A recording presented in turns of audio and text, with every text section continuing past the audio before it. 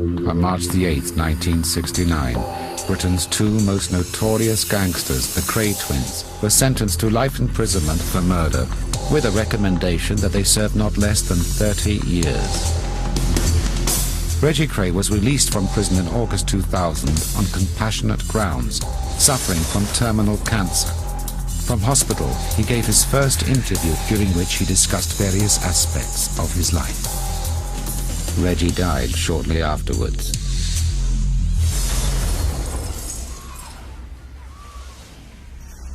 It was a very happy childhood.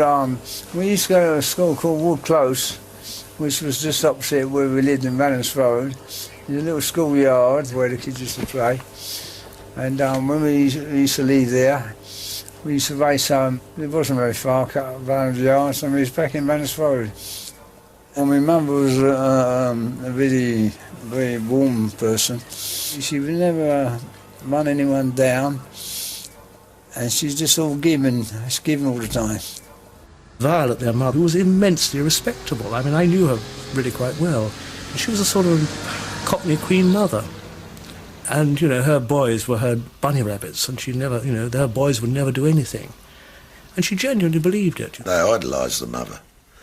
Not so much the old man, no, they used to have their rows with the old man because he didn't like what they was doing. You know, no one likes their children to be like they was. And my father worked at Old Clothes Barn, so we would see him pretty often. The way it was in East End, sons would bestow more affection or love on the mother than they did the father because it was the East End's way.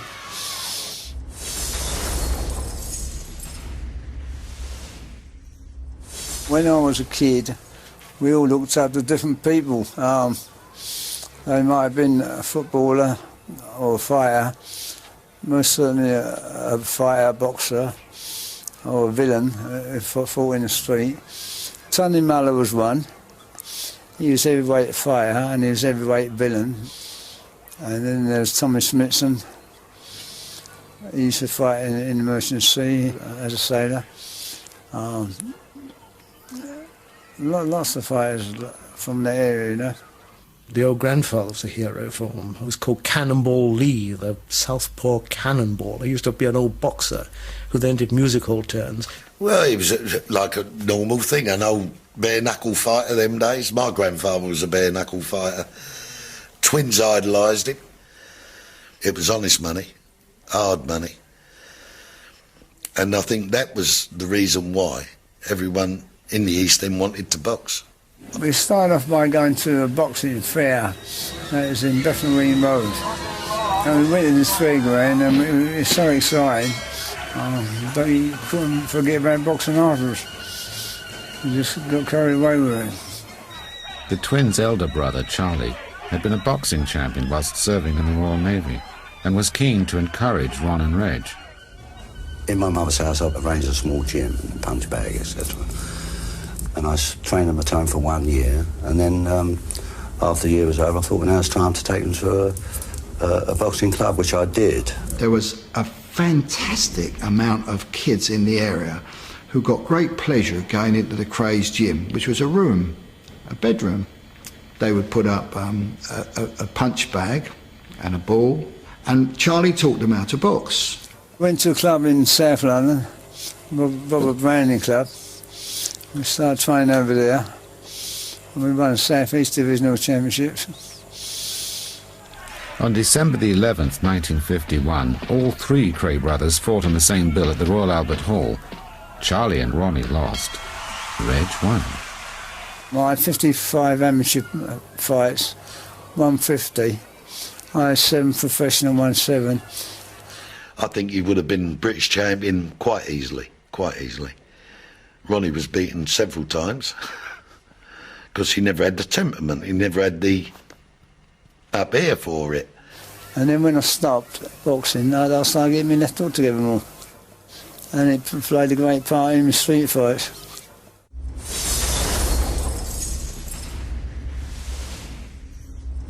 A lot of people have got the impression that Clubland, London, is very tough.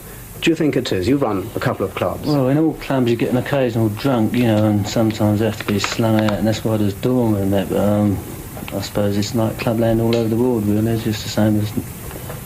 I don't suppose it can be that bad, as people won't go to them, really, would they? Ronald, what do you think about clubland in London? Well, I think most clubs are very respectable, you know, and I don't think there's any trouble at all in them, except occasionally.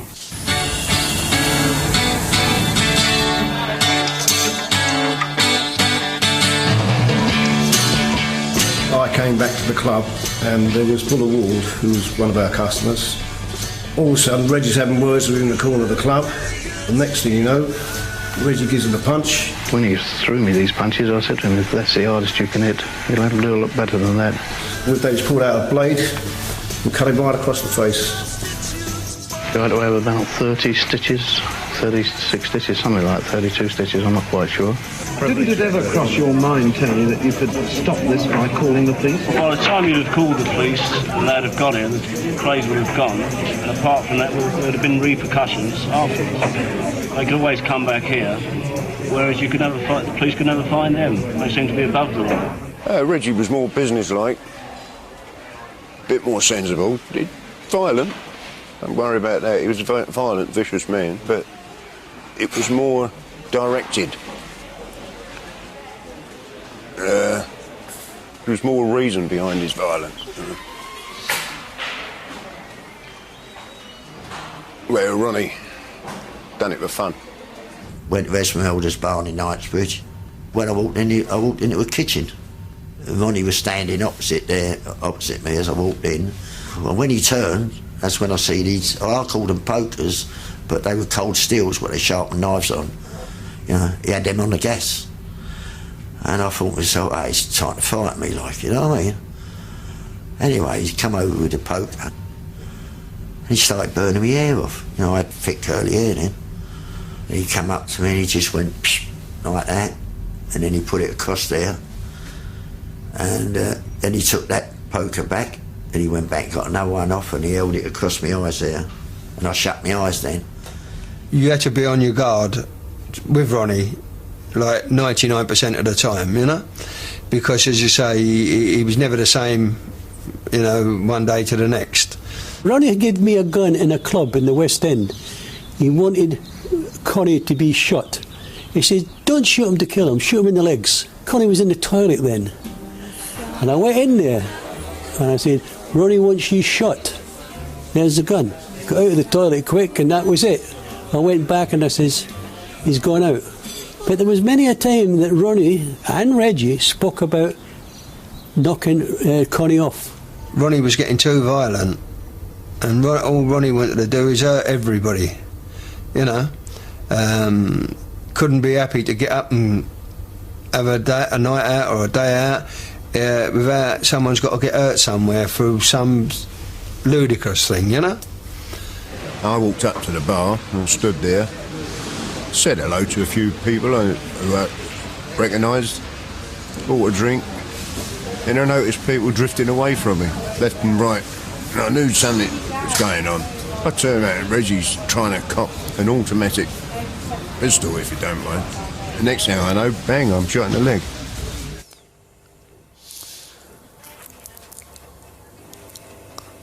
It's very difficult to apologise in some cases, but not in others. But I suppose if I've been a bit too violent over the years, I'll make some apology about it, but there's little I can do about it now. So again, it's no good reflecting back. It's pointless, negative.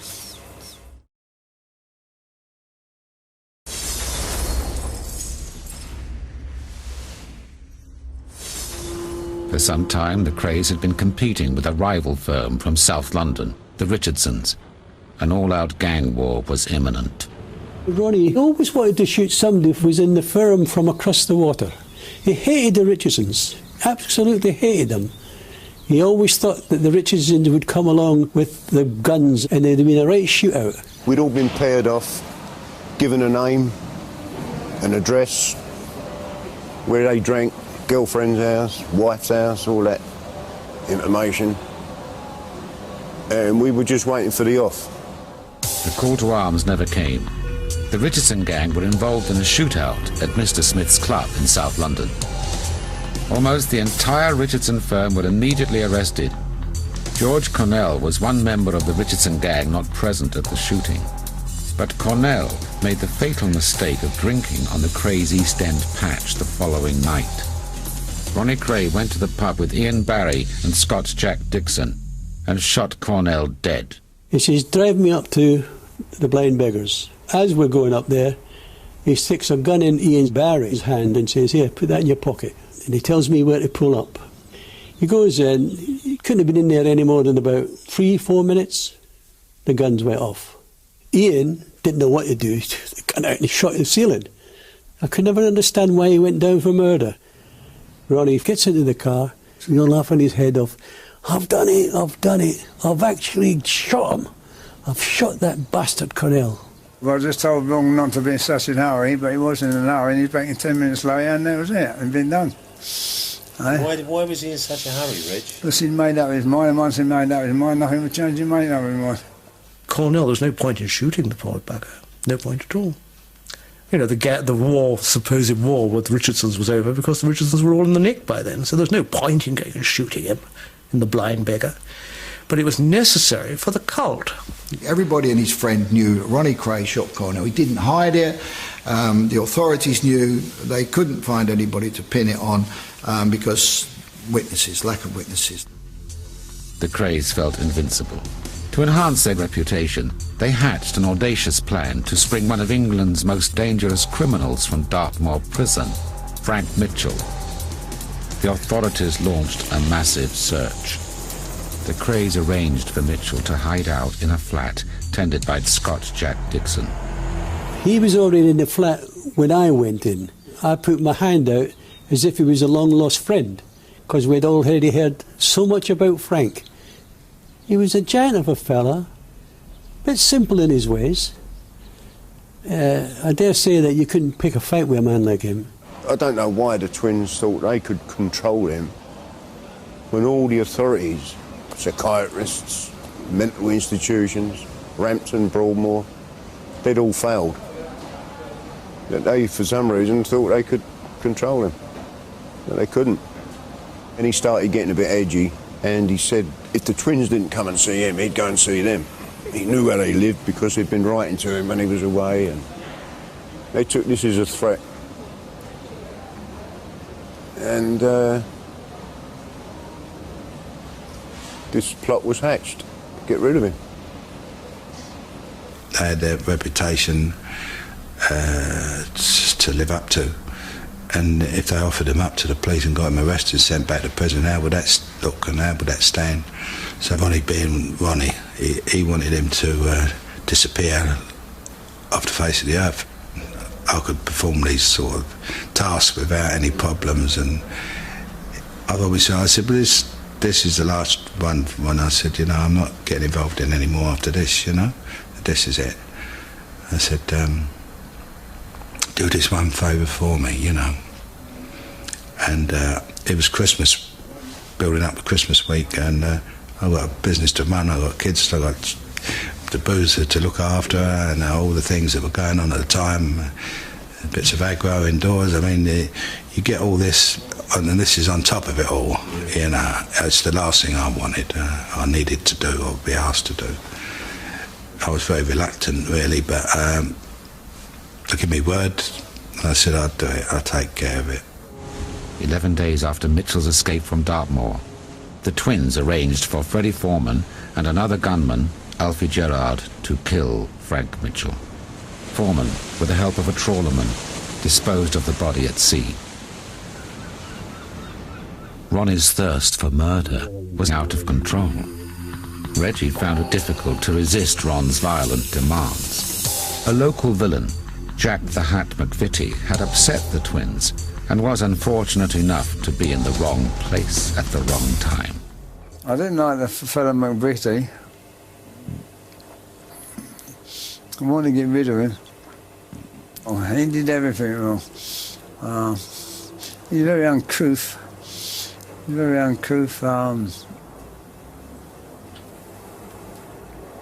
He's loud and aggressive, which I find is a vexation to the spirit.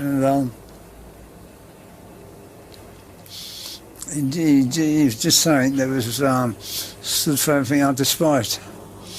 Whenever I see the film Mean Streets with De Niro playing the part of the guy with a hat who causes all this mayhem, that's Jack the Hat, that character.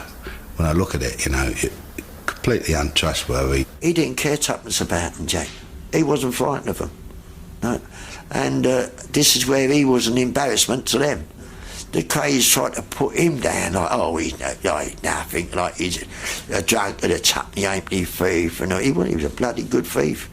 We was in the Carpenter's Arms, a pub there then, at the time in the East End. And there was no sign of any agitation, no problem. There was Ronnie, Reggie, we was all there. Even their parents were there. So there was no thing, and we left with 2 other men, me and my brother. And by chance, we happened to go to the Regency. Who should turn up? Jack the Hat. Let's have a drink and all the rest of it. No, we're all right, Jack. And so there's loads of people. I get a phone call from my doorman saying Reggie's in the foyer, could I go and see him? He's got Ronnie Hart and Ronnie Bender with him. So he said, Jack's downstairs. He said, I'm going to kill him. So the next day I'm called upstairs into the office by Tony Barry, and there was Reggie and Ronnie Hart. He just says, we want to see Jack. Is he down? I went, yeah. We'll bring him to a party. But at no time did I know it was going to happen. Tony Lumbriana's gone back to look after Jack the Hat. Reggie's pulled a gun out in the office and said, look after that. He's give me the gun. As he did that, Ronnie Hart's pulled out a great big dagger, like a great big kitchen knife, and said, yeah, hold that as well. So I put them in the office drawer. About 15 minutes later, Hart's come back. So he asked me for the knife then. I gave him the knife. Said, Reggie wants you to take the gun round to Blonde Carroll's. So I said, well, if you don't take it round there, Reggie's going to come back and he's going to shoot Jack in your club. Well, we knocked on Blonde Carroll's door. Go down to the basement. I handed Reggie the gun. I've gone back to the club. Jack goes round to the party. And that was the last we saw of Jack. But the terrible thing about it is that it's really Tony Lumbriana who's the Judas in this whole saga. Without him, Jack would probably still be alive. I would never put myself in that position again. It was wrong what happened to Jack the Hat. I'm going to say that. It wasn't very nice. He didn't deserve that. You know, if they had that argument with him, don't involve no one else. We go along to Blonde Carroll's, thinking there's going to be this party, going to have a bit of a time there and get onto the West End.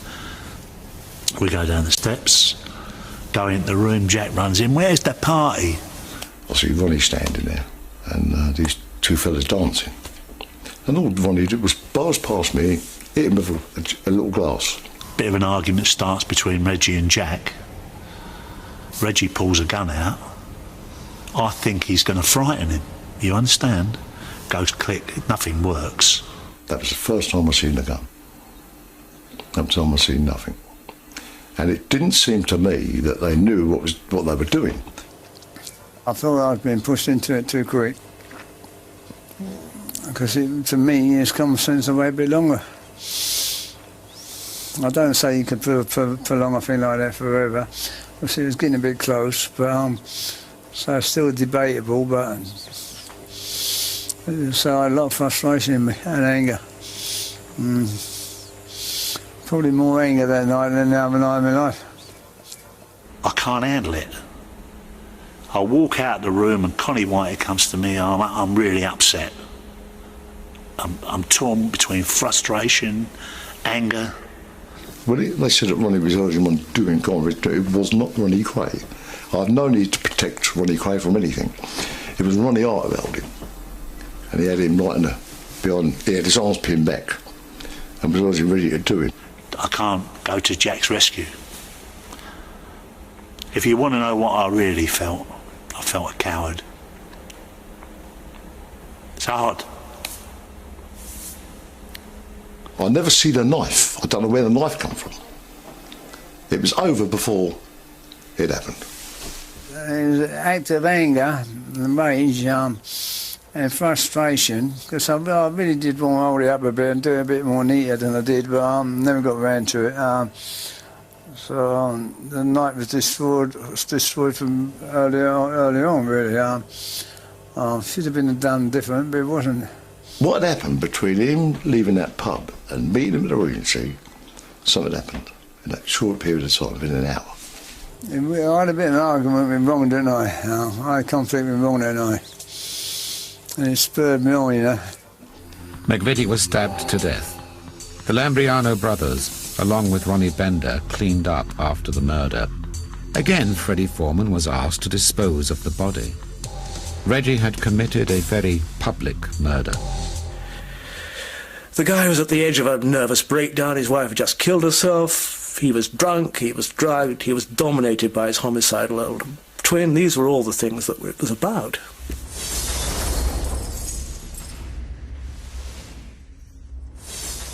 On the morning of May 9th, 1968, the Kray twins and other members of the firm were arrested by Nipper Reed and his team and charged with the murders of George Cornell, Frank Mitchell and Jack the Hat McVitie.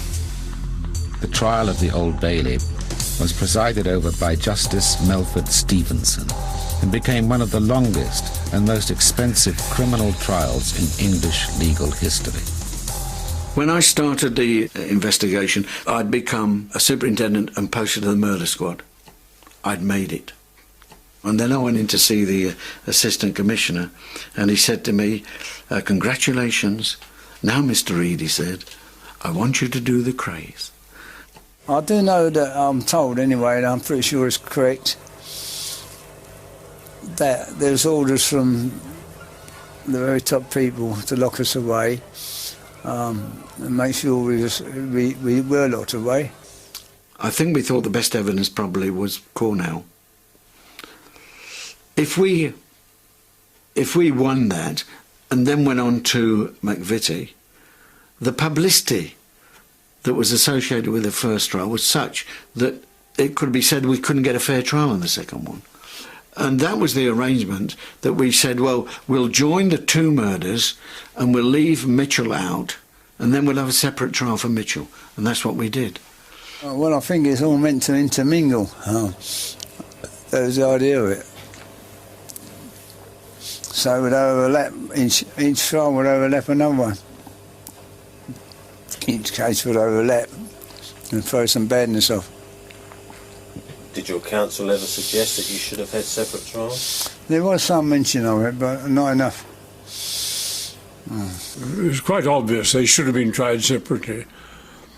And not only did I move the court, move Milford, he should try them separately, but I got him to stop the trial so that I could take the case to the Court of Appeal.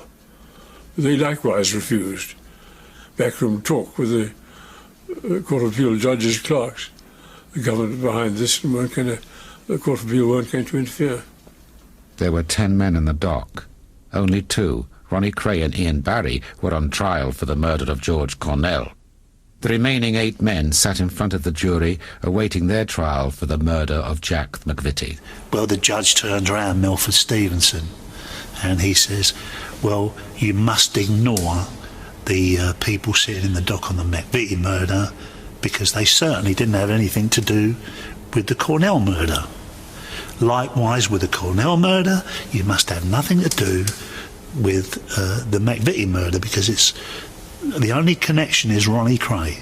Well, it's one of the great trials of the 20th century. One of the great criminal trials. It's a great show trial. It was a mafia trial. And they conducted like a mafia trial right from the very beginning when the police convoy brought them into the Old Bailey. And there's a lot of politics going on behind the scenes which we didn't know about. Like media coverage, which was, it wasn't of our making. Every single night, the television had come on, the news, we'd be on the news. Every single night. Now, it was a trial by publicity. Today, many judges would have reported newspapers and television for contempt. the Krays, in my view, were killed by publicity. Of course it tainted the jury. I mean, all the whole circus must have tainted them. Justice Melford Stevenson was legendary for imposing long sentences with terse and often corrosive remarks. He had acquired a reputation as Britain's toughest judge, terrifying defendants and barristers alike. I've been doing criminal law for nearly 40 years, and I have never come across any case where any judge has behaved in that manner. Oh yes, he tried to undermine our points and to underscore the points made for the prosecution. There's no doubt of that, but that's within the scope of a wayward judge anyway. If any good point was being said by defence or witness, the judge would turn to the jury and literally smirk and turn his eyebrows up. Ronnie was in the box. Melford said to him, "Mr. Kray, I think you've only said two things in the whole of your evidence. The first is the prosecutor's a big fat slob, and the next, that I'm prejudiced against you, because I certainly am." You know, Ron had murdered Cornell, no question, and Reg almost certainly killed McVitie. Yes, he did. But it was a muddle, and it was a mess, and a lot of other people were involved, and the truth didn't quite come out about it. I think, really and truly, there was so much evidence against them. The twins should have put their hands up and said, "Look, we'll take it," because they was offered the deal that you take it, like you put your hands up to it, and all the rest can walk. All of a sudden, you've got their own cousin, Ronnie Hart, done the right grassing anyway. He's told them exactly what's happened, and about half a dozen more of the so-called heavyweights on the firm have all grasped one another and grasped the twins. When each of them was arrested, I interviewed them and said, "Look, this is your one opportunity. You will never get another. I'm telling you now that I'm going to charge the Krays with murder, and there may be other cases as well. You've now got the opportunity, if you choose, to come on the side of law and order, to make a statement to me and tell me all you know about the Krays, and this is the only opportunity you'll get." I pleaded guilty because I had no chance. The charge was harbouring Frank Mitchell, and I told him never read what it was all about. And then he says, "Can you tell me about the Cornell?" I said, "Yeah." And Ronnie said, "We got Scotch Jack is going to take Cornell's murder. Ronnie Hart is going to take Jack the Hat, and we want you to take Frank Mitchell." So I thought about it just for a few seconds, and I said, "No, I ain't having that." Of course, you can't ask a man to do that. What sane man's got to say, "Yeah, I'll put my hands up to a murder and get a life sentence for something I've not committed"? I mean, it's ridiculous to even think it, you know. Of course, he had to roll over. The loyalty of all the other gang members is something that's quite remarkable. They did not want to dissociate themselves with the Krays and in that way appear unloyal, because this was the structure, this was the society. We're loyal to the culture. We're loyal to the friends that we've always known, the people we drink with, the people we eat with, the people we piss and shit with. You understand? Not the Krays. I put them before my own family. You know, Chris just had to go along with it, whether he liked it or not. That was his chosen path. I went down that road, and there was no going back. They didn't have to go down. They could have done what Albert done and what I done. They thought, well, the twins will get us off with this. They've got good lawyers, good barristers, plenty of money about. Plenty of money about for them. God knows what they paid. The rest of them had to get legal aid. Did your counsel ever suggest a diminished responsibility? They'd done it indirectly. The message did come down the line if I wanted diminished responsibility. But of course, it would have been guilty to go with it first and deal with it afterwards. And you didn't want that? No. Why? Because there was nothing there. I think they just wanted me guilty. And morally, to me, it wasn't right morally. I couldn't go against my own brother, so that was it. So you think that if you'd have taken their offer they then would have wanted you to damage Ronnie's case. I'm sure that would have been the case, yeah.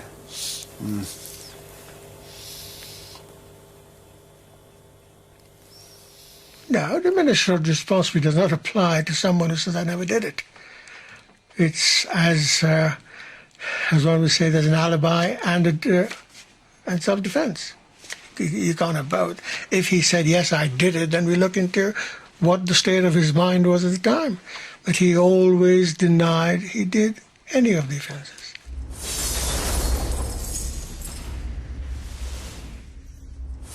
Mr. Foreman, I want you to ask me simply by saying yes or no. Have you all reached a verdict in the case of Ronald Kray in the first indictment? Yes. Have you reached a second indictment? Yes. And then went back to say, and then how do you find Roger? And he said guilty. And then he said guilty. And I was looking down like this, and I couldn't look up. My eyes were full of tears. It was a bit of a... You know, all the work that we'd done was justified. Ronnie Kray, 30 years. Ian Barry, 20 years. Ronnie Bender, 20 years. Reggie Kray, 30 years. Charles Kray, 10 years. Tony Barry, acquitted being under duress. Chris Lambriano, 15 years. Freddie Foreman, 10 years. Tony Lambriano, 15 years. Connie Whitehead, 7 years. Well, the judge was so carried away by the duty he felt he had to put down the whole tribe that he dished out to the lesser members as well. I never thought that Milford would swing with such violence. I wasn't surprised at the sentences in any way. A gang of people that had ruled the East End of London by a regime of terror and fear, had killed people coldly, analytically, motivelessly, in full view of other people, simply because they wanted to exercise their authority as gang leaders.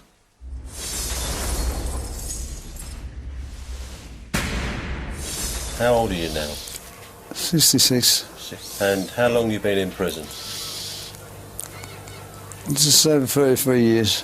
33 years. So you've spent literally half your life in prison.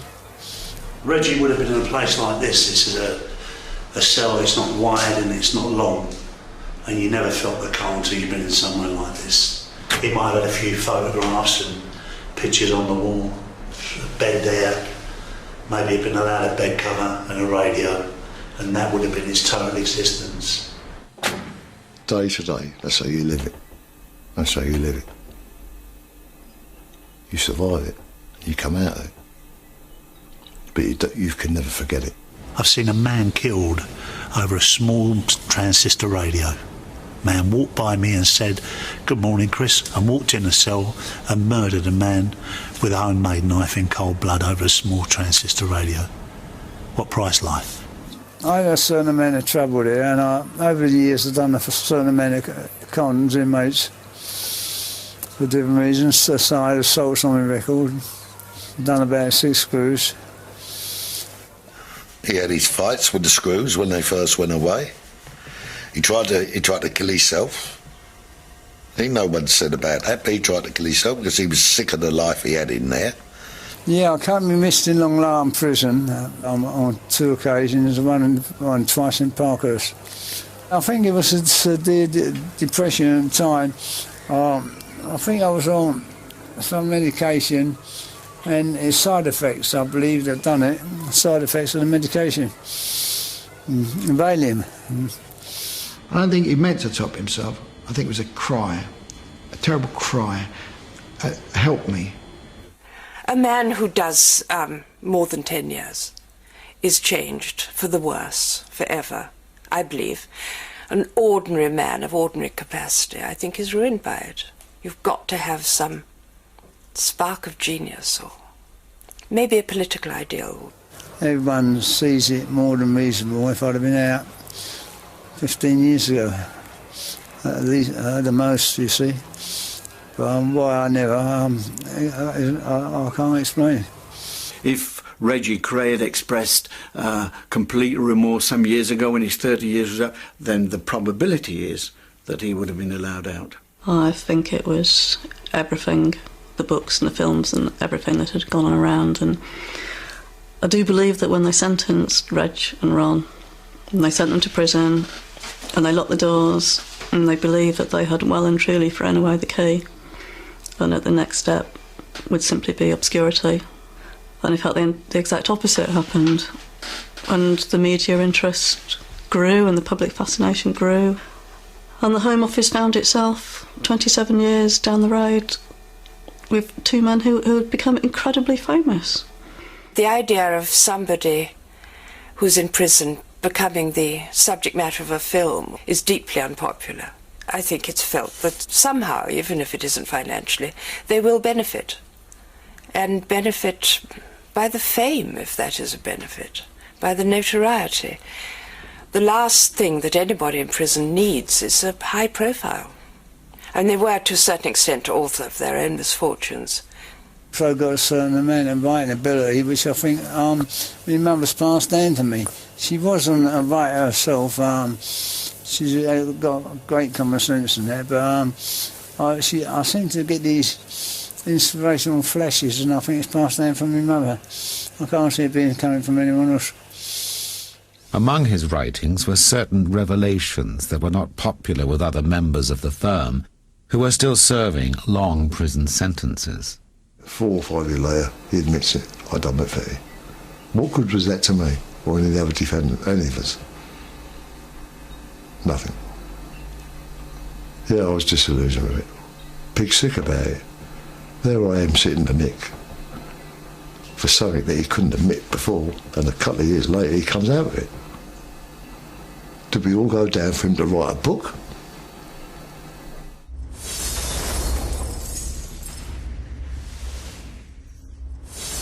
Ronnie Kray wanted a traditional East End funeral, and his family made sure his wishes were respected down to the last detail. Among the masses of flowers was a tribute from Reggie, which read, "To the other half of me." And then came the message from Reg. My brother Ron is now free and at peace. Ron had great humour, a vicious temper, was kind and generous. He did it all his way, but above all he was a man. And that's how I'll always remember my twin brother, Ron. God bless Reg Kray. Yeah, I used to get free warnings type thing.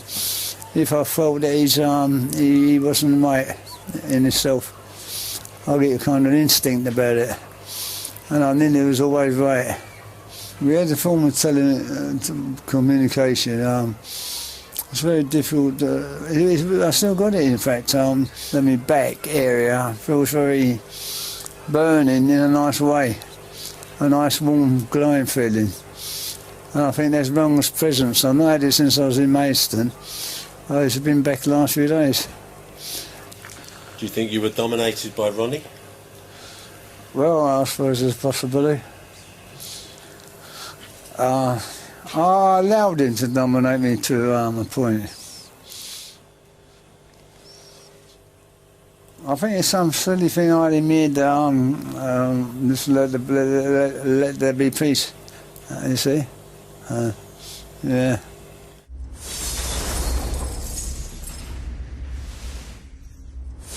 I don't doubt that there was a big space in Reggie's life and a terrible emptiness.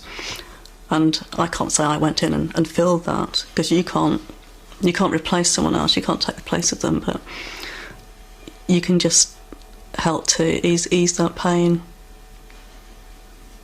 and to give someone some love. And if they can give you some love back as well, then you have achieved something.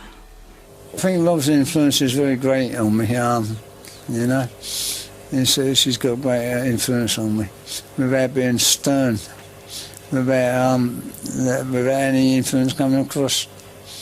It's there. You know, I would never be dominated by any woman or anyone else. But she's got great influence over me, and we get on well together. Reg proposed to me. Over the phone, I might add.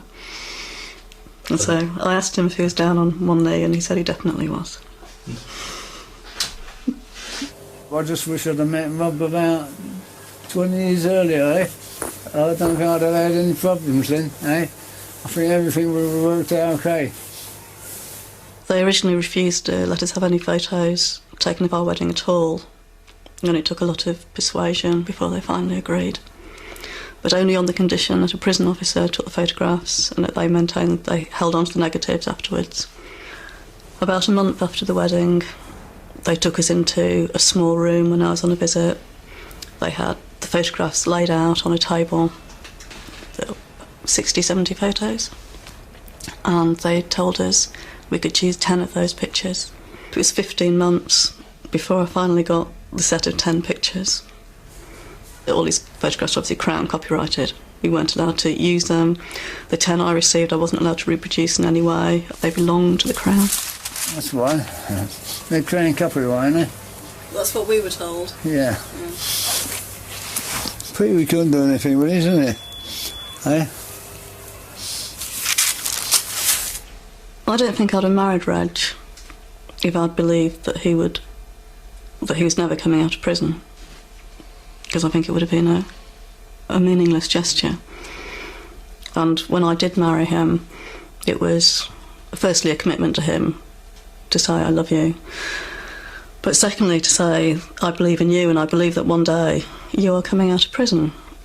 And yes, you hope that it will help, that he will be coming out to a stable home, a stable place to live, and all those factors will help in the parole board's decision.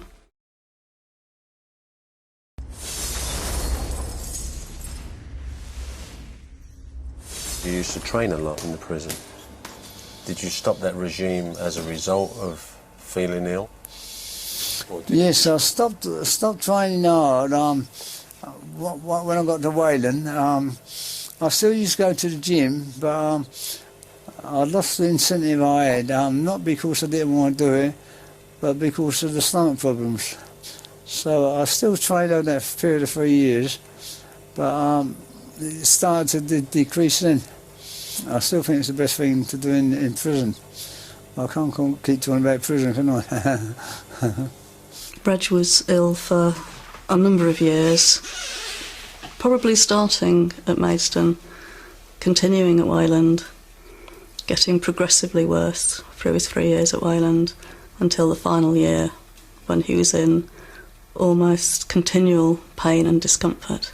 Over that period of years, did you feel you had something seriously wrong with you? I definitely did, and I told him this. I definitely did. I knew there was something seriously wrong. It couldn't be otherwise.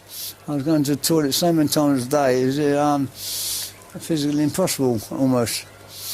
And when I told him this, it didn't have any bearing on it. I said to him, you don't look too clever. But I shouldn't have said that to him. I should have said, oh, you're looking all right. You know what I mean? But you don't think. You just say what's on your mind.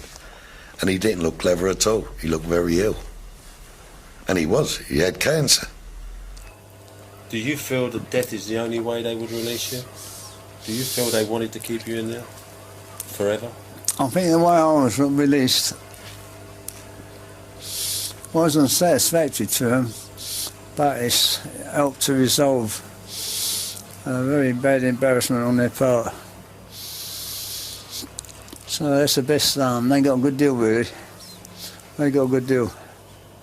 They found a way out, but I still fell in front of them. It was a huge event for him to get his freedom.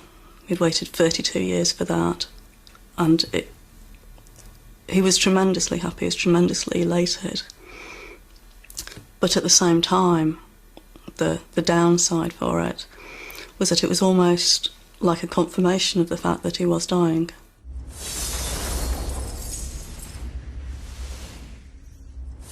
You don't see it at the time, because I had a wife and a young child.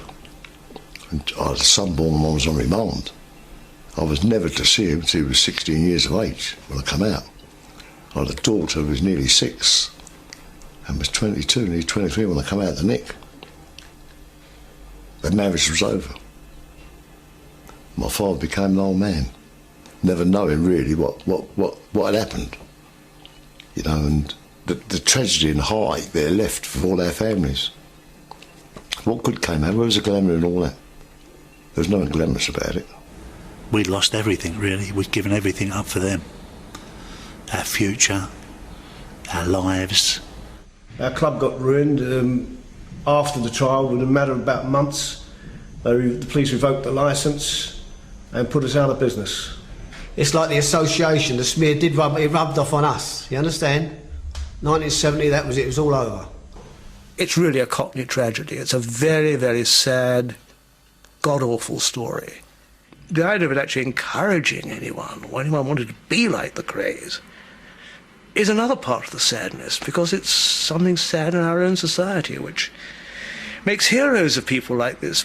What better message can you put out to the would-be gangsters of today, or the criminals coming up? These are the heroes you look up to the youth and say, well, look what happened to them. The three of them have all died in prison.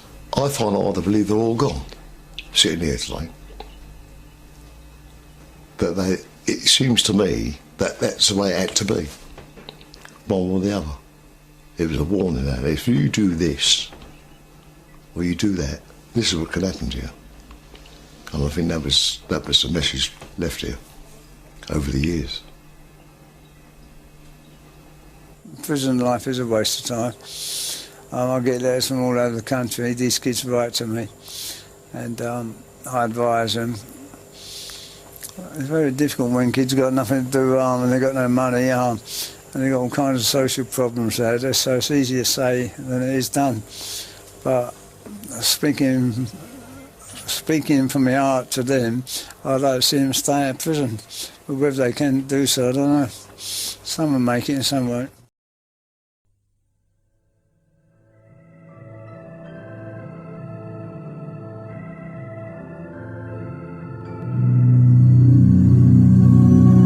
Thank you for watching. If you enjoyed the video, please join our Facebook group.